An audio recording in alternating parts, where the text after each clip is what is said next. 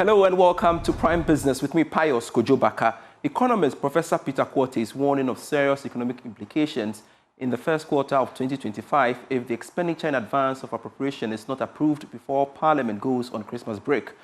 According to him, the continuous delay would create uncertainty in the minds of investors and public sector workers. His concerns follow the failure of the Finance Minister, Dr. Mohamed Amin Adam, to once again lay before the House the 68 billion cedis mini-budget. Speaking to Joy Business, Professor Quartey called for cool heads to prevail to ensure the smooth passage of the mini-budget. Usually, if it had not been an election year, the budget would have been read somewhere in November. But because it's an election year, we couldn't have that. And therefore, a 3-month appropriation or budget is read to basically guide expenditures for the first quarter up to the first quarter of 2025. Unfortunately, this has not happened. And I think that is driving a lot of anxiety, uncertainty, and that is not good for the development of the country. It brings uncertainty on the minds of investors, workers, consumers, stakeholders.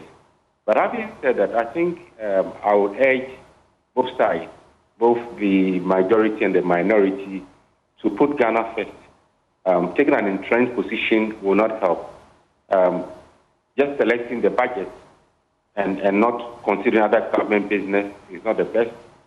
Not also presenting the budget is not the best, not in the best interest of the country. So it should be a win-win situation, and I believe cool heads should prevail. Both sides should put their effort instead of taking an entrenched position.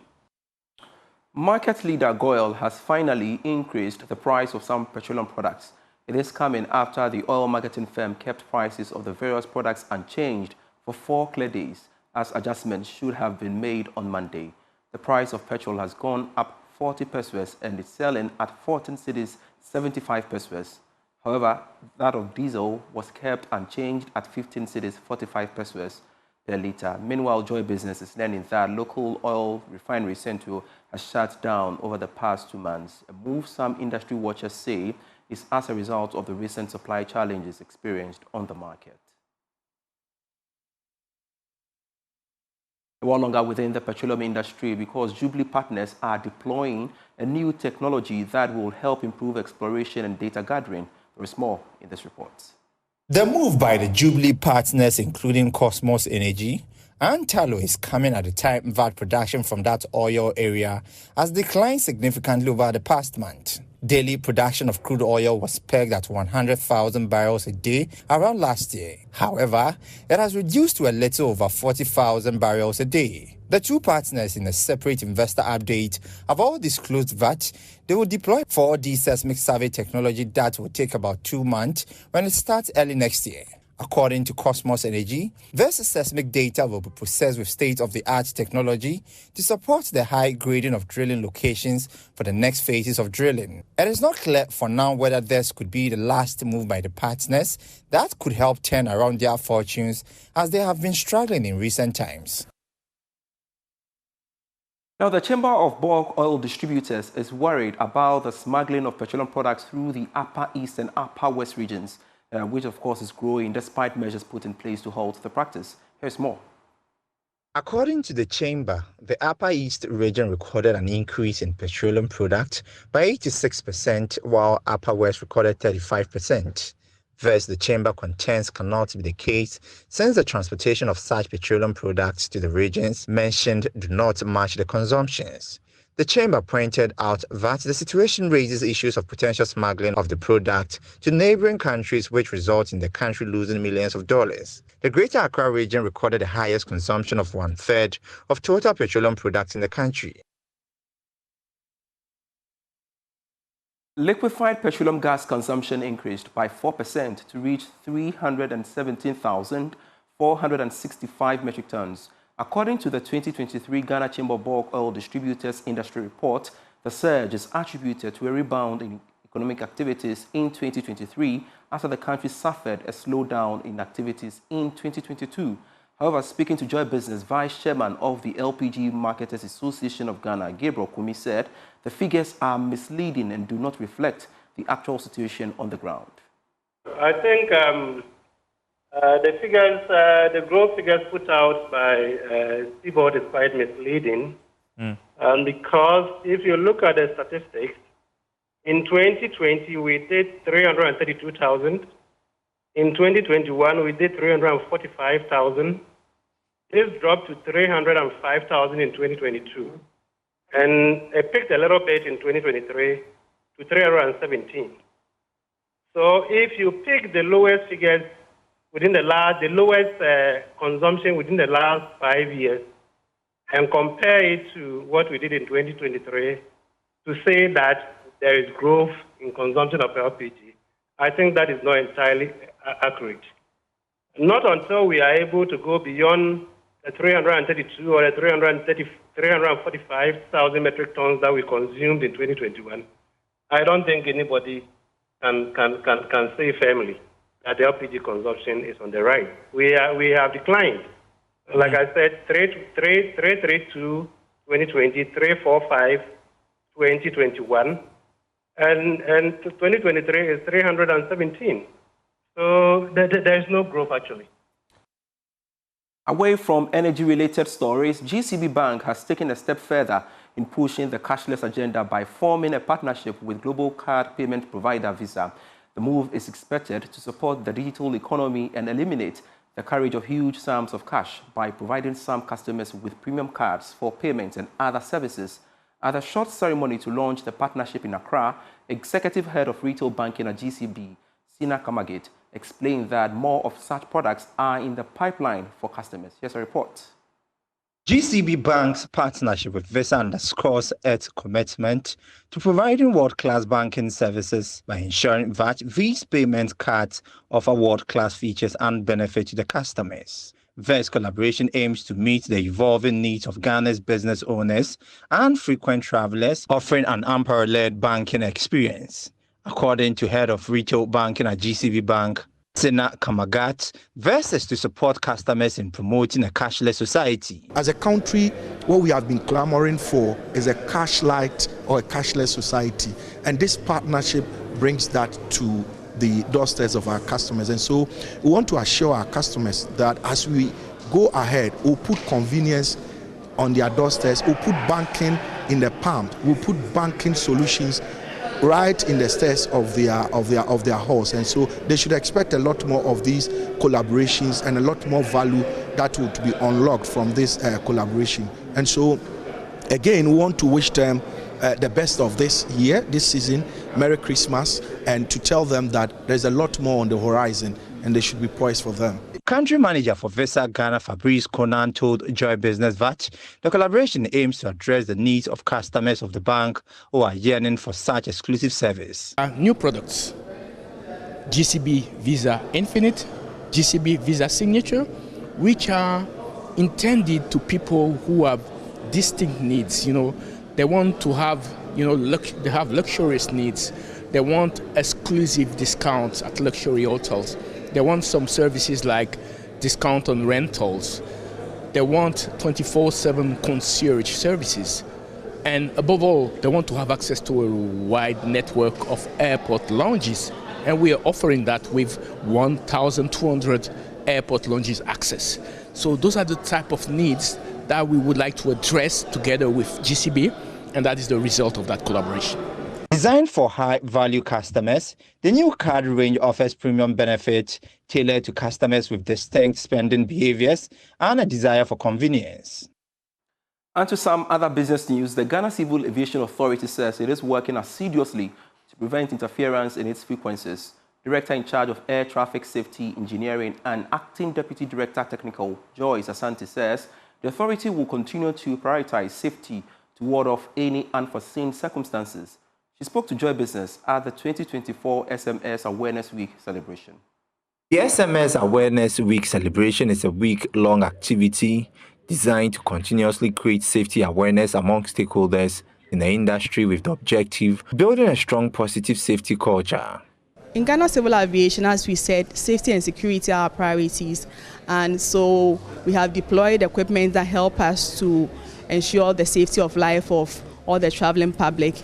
And so we ensure that the equipment are well stationed and we don't have any interference from other third-party systems. So we try to protect our equipment from encroachers and also to ensure that we don't have any interference in our frequencies, because as we have said, for us, safety and security are our priorities. Director in charge of traffic services, David Ekwia-Mwabuatin, explained further the role of safety in their operations.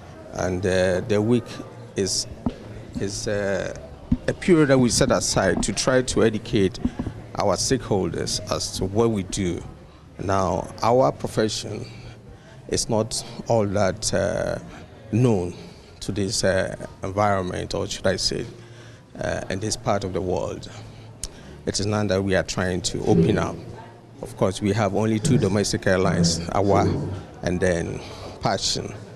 The celebration, organized by the Safety Standards and Quality Assurance Office of the Ghana Civil Aviation Authority, is on the theme, the human factors, understanding the impact of fatigue and stress on performance. Stakeholders in the tourism and hospitality industry have blamed the high cost of operations on the lack of enforcement of standards in the country. This, they point out, is causing Ghana to lose out to other tourism destinations on the continent. Speaking to Joy Business ahead of the Christmas festivities, the managing director of Labadi Beach Hotel, David Idwafo, recounted how the lack of standard agri produce is affecting the hospitality industry in Ghana. Cost of operating business, especially our industry in this part of the world, is very high. We pay so much taxes, which we've been talking about, and still nothing has been done. We have to import most of the things we use here, and I'm on record in saying that we even import beef, toothpick, everything is imported because you don't get a quality here. And it's so difficult if you don't get a quality. If you come and eat in Labadi Beach Hotel and the beef is tough or the beach is not tasty, you blame the chef. You won't say it's not the farmer, or you blame us. So we have to always get the right ingredients, the right things, and most of this you have to import. And the duties alone is so high. It's so high. We bring in 40-footer of beef, 40-footer of pork products and things like that almost every 6 months from South Africa, Kenya, Farmer's Choice and Karen Beef and all those places that we can think of, just to get the right quality to serve our guests, because we want our guests to experience the best.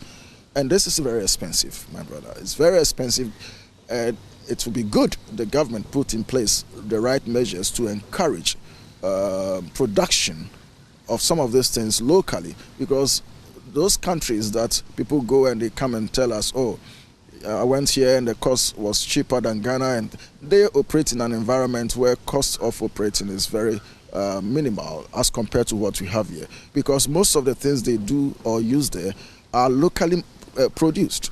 I will give 2 examples, 2 countries. I will give South Africa. Most of the things are produced in South Africa. You go to South African hotels and you can, I mean, it's affordable in terms of, even if it's a 5-star, whatever it is, because linen is produced there. They produce their own beef, they produce their own toothpick or whatever you can think of. But come to Ghana, everything must be imported, including even chicken. If you want the chicken, you buy the local ones, you get it for a week, the next week you not get the supply again. Hello, we need consistency. Traders of imported construction hardware at Kandishi have assured buyers that prices will decrease once the dollar stabilizes fully. Speaking to Joy Business, they explained that the dollar's instability, coupled with the fact that the goods were purchased before the rate dropped, account for the unchanged prices. There is more in this report filed by Rosela Calistego. Prices of imported construction hardware have not decreased. Theophilus Braco, manager of GOIL, and assured buyers that prices will eventually drop once the dollar stabilizes. Last month, when the dollar was very high, they did some importation, and it is based on the value of the dollar that they used to do the importation. So if suddenly there's a drop in the dollar rate, you cannot just initiate price changes. You have to sell for a while And if the dollar keeps stable, or if it gets stable for a period, then you can now consider price reduction. So it's not an automatic price adjustment that the dollar has gone down. So today we should also reduce prices. So it will take some time. According to Emmanuel Ado, CEO of Goddess with Us Power Tools, the dollar rate has decreased partly because fewer goods were imported during the election period as people were uncertain about the post-election outcome. Because of the election, normally when we are getting to the end of the December like this, as it's getting closer to the Christmas, people go in for the Christmas goods, and it makes the dollar, the demanding goes high. But with this, because of the election, people didn't go for the importation of the Christmas goods. Or they are going for the goods. The dollar should have gone up. But because they didn't go, because everybody was afraid of the election, what the outcome of the election. So most of the people didn't go for the goods. Christopher Adanki, a tiles dealer, also expressed frustration that wholesalers have not reduced prices even though the dollar rate has fallen. He hopes for a change under the new government. Right now we are waiting for the new coming president, whether the goods or the market prices, things will come down. We are hoping. So people are complaining the dollar has come down, but the prices of the tiles and the goods in the market have not come down. So we are hoping if anything will happen better. We hope that the new coming government will do something better for us. Traders and business owners remain optimistic that the prices of imported construction hardware will decrease as the dollar stabilizes and as the new government implements positive policies. A senior finance lecturer at the Department of Finance of the University of Ghana Business School, Dr. Benjamin Amwa, has expressed worry about rising non-performing loans within the financial sector. According to him, a robust and efficient credit scoring system should be established to save the operations of some financial sector players. He's been speaking to Joy Business's James Ishen. From the policy point of view, the financial institutions themselves also have a responsibility because they stand to gain the most if we are able to get a large segment of our population being financially literate. Non-performing loans has been one of the biggest problem when it comes to our financial sector. We've had banks suffering as a result of that, also savings and loans companies. I remember recently in one of their annual general meetings, they made mention of the fact that teachers, nurses, and basically public workers do abscond to other parts of the world with these monies being borrowed from some of these savings and loans companies. How do we sort of get our head around this? What's the way forward? So long as you provide credit in any form, as a bank or even if you are selling normal tangible goods and services and it's on credit, you will have the problem with non-performance in terms of loans or credit. So once the economy is moving more from cash-based transactions to a credit-supported economy, we'll be confronted with non-performing loans. But the issue then is the high level of non-performing loans. That clearly shows that we are having challenges and difficulties in loan management from the banks. And that will start from when the loan request is made by the client. The process that the client will go through, the before loan process, right? Then the after loan process. What do we do? And how best do we manage the entire process so that it will be successful in the sense that the loan will perform, meaning that the borrower will end up paying for the facility. So we need to look at the entire chain. But should that be the role of the regulator or the banks or financial, institutions themselves? It's a responsibility for all. It's a responsibility for the regulator, the banks, the individuals, or let's say financial service consumers. We all have a responsibility. You understand? So we can't leave it on the doorstep of the regulator. We can't leave it on the doorstep of the financial institutions. All of us have a responsibility. From the central government point of view, we can use the Ghana card as a starting point. And let's quickly build the credit score around the Ghana card. And let's have that unique identifier when it comes to lending. let's pull the data together so that before I even go for a credit facility, I'll be directed to go for a credit score. And I'm going to use that credit score as one of my, let's say, my documents to request for the loan. The banks understand what the score means, and I also understand what it means for me, so that when I service or I don't service the loan, it will then affect my net score that I'll have. And that will bring in some level of discipline. If we can start, we can even go back to the mobile money account and use our behavior on the mobile money account when we go for these mobile money loans as a starting point to start building the score. Especially for those who have not borrowed formally, we can use the mobile money conduit as a starting point to build their credit score. At the universities, those who have not come for loan before, we can also target them. If they have gone for student loan, it's also another area that we can use to manage or to start building the credit score. The point is that you must build the credit score over time. You can't just start on the ground zero. So we should start building the credit score over time. And as we build it and we educate the public, we'll be able to deal with these non-performing loans. Dr. Benjamin Amoa is a senior finance lecturer at the University of Ghana Business School, having that interaction with my colleague James Eshen. That's it for Prime Business for today. I am Pius Kojo Baka. We have more stories for you when you log on to myjoyonline.com/business. There you go. See you tomorrow. Do enjoy the rest of our programs. I leave you with today's commodities update.